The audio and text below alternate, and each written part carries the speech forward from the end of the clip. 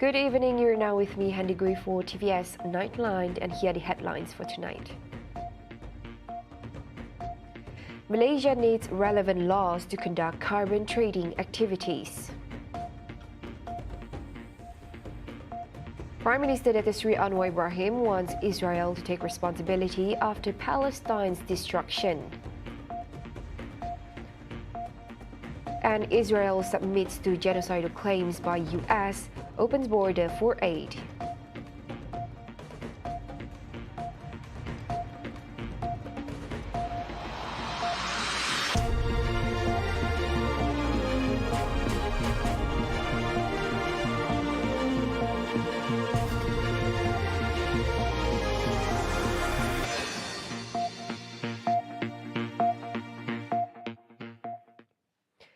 Israel earlier today announced that it would permit temporary aid to be delivered into famine-threatened northern Gaza by opening routes into the territory as a gesture to please its key ally, the United States. This move comes after Israel was cautioned about a significant shift in US policy regarding the conflict, characterized by some as genocidal in the region. U.S. Secretary of State Antony Blinken said the United States was watching to see if aid begins effectively reaching people who need it throughout Gaza and if humanitarian workers can deliver it in safety. Washington will monitor the number of aid trucks entering, their circulation, and the improvement of indicators indicating the population's proximity to famine. Blinken also stressed the importance of an independent, comprehensive, and publicly disclosed investigation into the killing of 7 aid workers from World Central Kitchen WCK. In a significant development, as the death toll climbs to 33,000, the UN Human Rights Council has called for a cessation of all arms sale to Israel, citing its genocidal actions during the 5-month war. The resolution, introduced on Friday by Pakistan on behalf of all Organization of Islamic Cooperation (OIC) member states except Albania, also urges an immediate ceasefire and immediate emergency humanitarian access and assistance. Now, Prime Minister Datuk Seri Anwar Ibrahim stressed that Israel must bear the full responsibility for the destruction and displacement that had happened in Palestine, even though they had opened the gates for aid to be channeled into Gaza. Even so, he assured that Malaysia will continue to supply assistance to Palestine as proven in previous provisions. Following the ceasefire, Malaysia is currently gearing up at the Rafah border to channel aid to Palestinians who are struck by famine since the conflict erupted. Kita standby dari sana lah. Di sepadan Rafah memang ada. Israel soal bagi itu memang tanggungjawab dia. Dia dah khianat sekian lama, orang dah hampir kebuluran, orang nak cakap nak cari semata. Itu tekanan kita terus. Alright. Kita ada jumlah bantuan yang dah tersedia tu Datuk Seri, berapa nilai dia? Saya tak ingat sekarang, tapi memang dah 3-4 kali dah. 2 kali saya minta Presiden Fattah Sisi dan kedua minggu yang lalu pun dia bantu percepatkan dan kali ketiga dah sampai, tapi sekarang ni yang standby masih ada. Datuk Seri, akan ada tambahan tak Datuk Seri, memandangkan pintu akan dibuka? Mungkin ada tambahan? InsyaAllah saya ingat kita akan bantu sebab masih ada peruntukan. Masih ada peruntukan sebab queue-nya panjang ratus lori, jadi biar clear. Anwar was met by the press after performing his Friday prayers at Masjid Al-Huda, Sungai Ara in Bayan Lepas on Friday. Earlier on, it was reported that Israel's Prime Minister office announced the opening of all arrest routes into Gaza since it was first turned into an open-air prison on October 7th. Currently, all aid are also allowed to be delivered via Ashdod and Arrest Inspection Centre. Malaysia requires internationally recognized laws regarding carbon trading to enable such activities to be implemented in the country. Sarawak Premier Datuk Patinggi Tan Sri Abang Johari Tun Openg said Sarawak is ready to implement carbon trading upon passing the environmental legislation Greenhouse Gas Emissions Reduction Bill 2023, thereby becoming the first state to enact such legislation in the country. We are guided by the World Bank, and the way we handle this carbon trading, we must have international system, international recognition on the way we trade carbon. And kita ada World Bank, and World Bank is the one credible lah throughout the world. But then I said, World Bank also need endorsement from the government. Baru kita dapat trade. Now Singapore waiting for us to trade carbon. That become a revenue stream to Sarawak. He spoke to reporters in his office at Wisma Bapa Malaysia earlier today. Abang Johari, who is also the Minister of Energy and Environmental Sustainability, disclosed that Singapore is currently waiting for Sarawak to implement income-generating carbon trading. What I'm saying here is the question of system. Kita ngikut sistem international based on the guide of World Bank. Jadi, once you got that system, you comply it. Kita ada masalah lah. He noted that if international standards exist in the country, Sarawak would have no issues in complying with them. Abang Johari revealed that during the National Financial Council meeting 2024 on Thursday, the federal government required a 2-week period to adapt to the formula used by Sarawak involving the legislation. During the same event, the integration of the Anti-Bribery Management System ABMS plays a major role in determining transparency in management, especially in the government. Sarawak Premier Abang Johari said adherence to the system is crucial to ensure that it benefits all parties. What we have to do is just comply with the system. As long as you comply with the system and certain check and balance, we should be able to do our part transparently lah, secara kata orang transparent. Dan bagi kita di Sarawak, this is what we are doing. When we pass the law, our objective is that. On top of that, the Regional Corridor Development Authority, RECODA, has obtained certification by ABMS for the provision of project management services funded by the Sarawak government. RECODA was certified in 2021 and was ABS's pilot project. Meanwhile, RECODA's Chief Executive Officer, Datuk Ismawi Ismuni, said since the organization was established in 2008, RECODA has kept a good track record in terms of transparency and integrity, backed by its own internal integrity unit, internal audit and risk management unit. 2021, we implemented our RECODA OECP 2021 to 2025, 5 tahun, and followed by the establishment of our own JAR, RECODA, and we organized the Corruption Risk Management Workshop. Apart from that, RECODA has also been certified with MS ISO 37001-2016 Anti-Bribery Management System ABMS on December 2023. A total of 500 people attended the Khatam Al-Quran and Iftar Perdana event hosted by the Sarawak Islamic Council MIS at Complex Islam Sarawak. The event was graced with the presence of Sarawak's Premier Datuk Patinggi Tan Sri Abang Johari Tun Opang, who during the event began his recitation with Surah Ad-Duha. Joining his recitation were 21 honourable guests, including State Secretary Datuk Amar Muhammad Abu Bakar Marzuki, Minister of Tourism, Creative Industries and Performing Arts, Datuk Sri Abdul Karim Rahman Hamzah, Deputy Minister of Utility and Telecommunication, and Minister in charge of Sarawak Islamic Affairs, Datuk Dr. Abdul Rahman Junaidi. Other honourable guests included Deputy Minister of Youth, Sports and Entrepreneur Development, Datuk Ripin Lamat, Chief Political Secretary to the Premier, Fazruddin Abdul Rahman, and MIS Chairman Datuk Misnu Taha, among others. Afterwards, Abang Johari and the rest joined the Maghrib prayer before presenting aid contributions, totaling 18,000 ringgit to 120 recipients of Saudara Kita. The event ended with congregational tarawih and witir prayers led by Grand Imam of Sarawak, Sahibul Fadilah Datuk Mustafa Kamal Ahmad Fauzi. Now, the Sarawak government will await the latest response from the Ministry of Economy regarding the registration of Sarawakians in the Central Database Hub, or PADU. Minister of Tourism, Creative Industry and Performing Arts Sarawak, Dr. Sri Abdul Karim Rahman Hamzah, said the federal government has taken into account all complaints and concerns by the public regarding the system, and the issue will be addressed in due course. We let the initiator of the program, the federal government, the Ministry of Economy, to come up with it.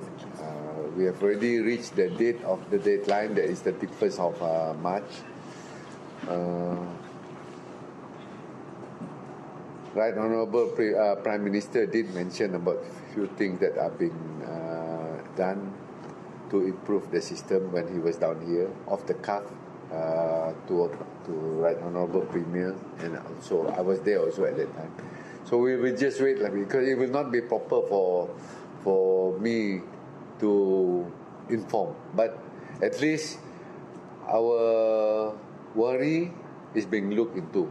That reflects the federal government is sensitive to whatever pandangan daripada rakyat, which is something very good. Karim previously reported that PADU must be restructured due to concerns about potential compromise of personal data. He said that the role and direction of PADU are unclear and there are concerns about the misuse of personal data. Meanwhile, Economy Minister Rafizi Ramli is reportedly scheduled to meet with the Sarawak government to discuss the issue. Registration for PADU officially closed on March 31st with nearly 10 million individual registrations. The issue of highway tolls has long been a thorn in the sides of West Malaysian motorists. Motorists bear the brunt of costs incurred from highway construction, land acquisition expenses and concession agreements. Not to mention, the privatisation of highways is also putting a hefty burden on the national coffers. Now, according to the Managing Director of MDS Consultancy Group, Dr. Rosli Khan, West Malaysia should look to Sarawak at how the toll-free Pan-Borneo Highway sets a noteworthy precedent for the country. Sarawak Pan-Borneo is almost ready to serve the entire length of the state. This is how road and highway development should be developed or undertaken. Study the need or the demand, come up with the appropriate design, tender it out, pick the winner, construct and pay over the construction progress. By the time the highway is ready and can be used by the motorists, the government has fully funded the construction with no debt to pay or to carry forward with interest charges, etc. People may ask, what about maintenance? Motorists pay road tax yearly. That's what it is for road maintenance. We should go back to this model, a workable model that has worked in the past, that have been undertaken by many other developed nations with no user charges or tolls. According to Khan, he suggests reverting to traditional models as highway motorists bear unnecessary costs apart from many other taxes imposed on them. The reality is that highway privatization has unduly burdened the national coffers. So, what will be the solution for this financial disaster? That's the right question to ask. First one is to put a stop to this policy and to cease awarding any new toll concession immediately. The second point is to cancel all pending agreements in which the highways have not even started. There are some concessions signed before 2017 that has not even started building. They need to be cancelled straight away. Number 3, which is the most critical in moving forward, is to declassify all the past concession agreements for public scrutiny. And the fourth point is, which is equally important, is to revert to no toll policy, and it's not to renew any of the expiring tolls. In the Dewan Rakyat on March 21st, Deputy Works Minister Datuk Seri Ahmad Maslan said that abolishing tolls would be difficult as it would have significant implications on the country's financial position. Among others, it would cause the government to pay more than 450 billion ringgit in compensation to concession companies. At the same time, Ahmad said the government is spending 20 million ringgit per day for payments to highway concessionaries following the provision of free tolls during festive celebrations. Meanwhile, the Works Ministry has announced that highway travel will be toll-free for 2 days, April 8th and 9th, 2024, in conjunction with Hari Raya Aidilfitri celebrations.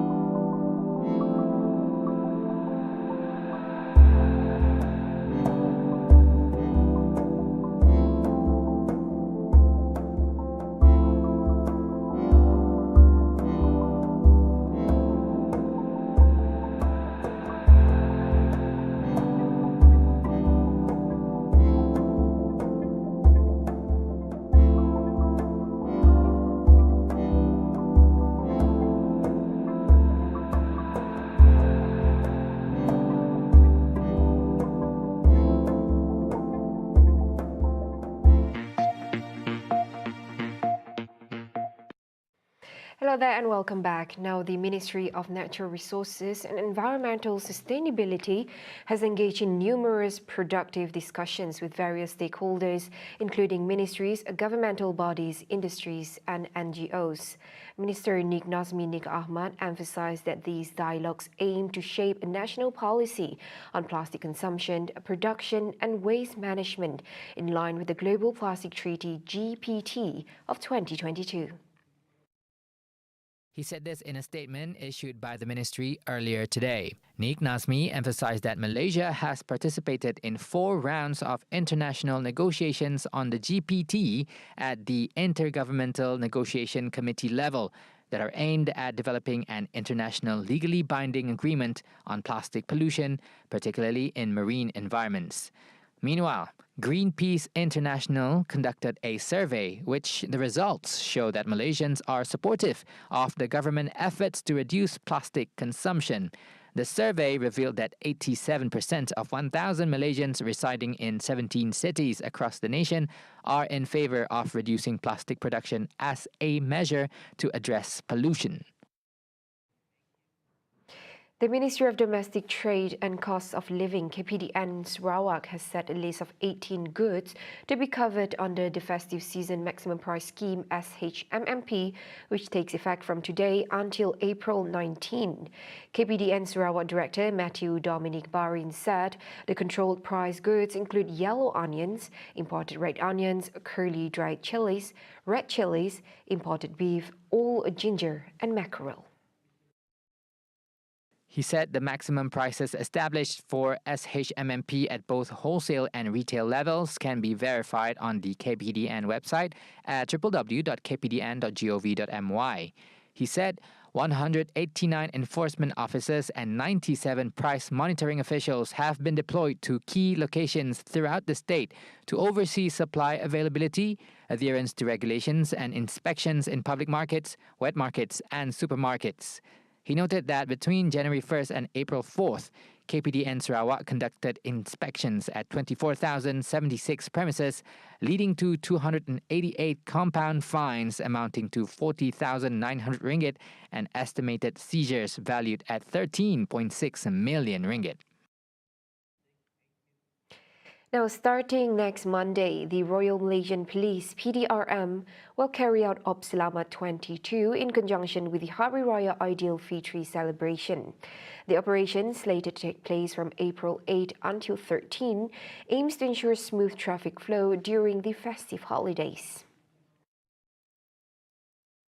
Bersempena sambutan Hari Lebaran yang bakal menjelang tiba, PDRM dengan penuh rasa bertanggungjawab memikul amanah dalam memastikan masyarakat dapat menikmati sambutan perayaan Aidilfitri dengan rasa selamat dan sejahtera. Di samping itu, kempen Op Selamat Siri 22 yang bermula dari 8 April 2024 hingga 13 April 2024 akan dijalankan dengan tema Rumah Selamat, Selamat Sampai ke Destinasi. Kepada yang merancang pergerakan pulang ke kampung halaman ataupun bercuti semasa tempoh perayaan ini, saya menasihatkan rancanglah perjalanan anda serta tanamkanlah sifat penyabar dan berhemah ketika menyusul kenderaan anda di jalan raya. Sesungguhnya, kebersamaan masyarakat dan PDRM amatlah ditagih dalam memastikan kempen Op Selamat pada tahun ini mencapai sasarannya.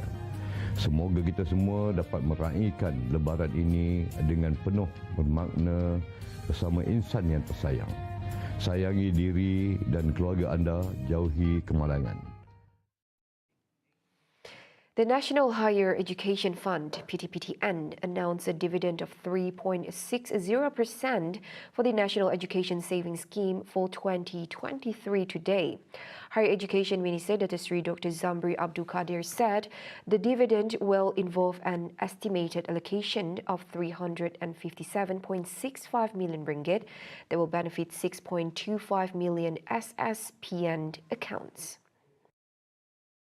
According to Zamri, the high dividend payouts showed PTPTN's efficiency at managing funds based on excellent strategic administration of integrity to ensure optimum returns for customers. He added the dividend payouts will begin this Saturday and will be channeled to PTPTN savings account, and checks can be done through the My PTPTN app. Zamri added the scheme has accumulated a total of 17.39 billion ringgit in funds with 6.25 million accounts from 2004 to December 31st, 2023. He said the good performance shows the depositors remain confident and continue to support the fund.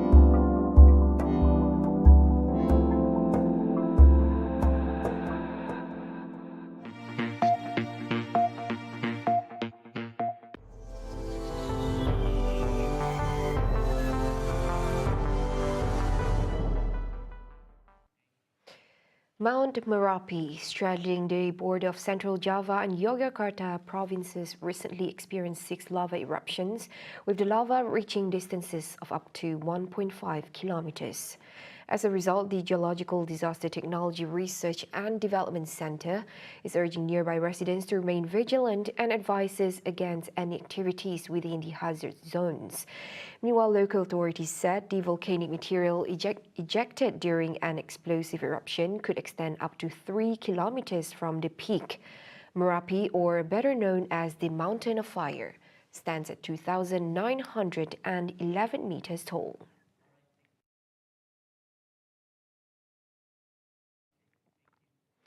Rescuers freed 9 people trapped in a winding cave in Taiwan's mountainous east earlier today, while locating 2 others who were feared dead as they search for those still missing after the island's biggest earthquake in 25 years. The official death toll from Wednesday's magnitude 7.4 quake still stood at 10, but the government in the hardest hit area of Hualien County said 2 more people on the hiking trail were found with no signs of life. Crushed by a landslide, the 2 people were buried deep beneath massive boulders, making it difficult for workers to get to them. Hundreds more were still stranded around the mountains that flank the county on Friday, with roads blocked off by landslides and rock falls. However, most were known to be safe as rescuers deployed helicopters, drones, and smaller teams with dogs to reach them. Rescuers had found 9 people alive in a cave popular with tourists called the Tunnel of 9 Turns on Friday. Lin said that progress was ahead of schedule. In the main city of Hualien, authorities allowed residents to enter a building with a crumbling facade in 15-minute intervals so that they could retrieve their belongings. Some opted to throw mattresses and bags of clothing out of the window, while a young mother slowly carried a cot out for her 10-month-old baby. 10 minutes away, workers started demolishing a building named Uranus, tilting at a 45-degree angle after half its first floor pancaked by first using a ping crane to smash its glass windows. The plan was to slowly take it apart, a process that could take 2 weeks, but an aftershock around 1 p.m. alarmed the construction team as the building appeared to lean more perilously forward. Wrapping up the Nightline, early voting for South Korea's parliamentary elections kick off today, ahead of the election day slated to take place on April 10th. The early voting saw South Korean President Yoon Suk-yeol casting his ballot earlier today. His ruling party seeks to retake a majority in the opposition-controlled assembly. According to the country's election commission, the president and 11.1% of the country's eligible voters had cast their ballots at more than 3,500 polling stations nationwide as of 3 p.m. local time on Friday. The authority said it is the highest turnout for a general election during the specified time slot since early voting was introduced in 2013. Yoon had on Thursday urged every eligible voter to cast their ballot, calling it both an exercise of right and responsibility. Of some 44.28 million eligible voters, those who wish to cast ballots before the election day will be allowed to vote at 3,565 polling stations across the country from 6 a.m. to 6 p.m. local time. The early voting turnout stood at 8% at 1 p.m. local time, higher than 5.98% for the parliamentary elections in 2020. The early voting, which was first adopted in the 2014 local elections for the nationwide election, was scheduled to continue for 2 days through Saturday. See the world closer with TVS as we bring you the latest news updates both locally and internationally. For more headlines, anytime, anywhere, just head on to our official website at tvsarawak.my or follow us on our social media platforms. Those were the updates on TVS Nightline. I'm Handy Gui. Thank you for watching. Have a good night.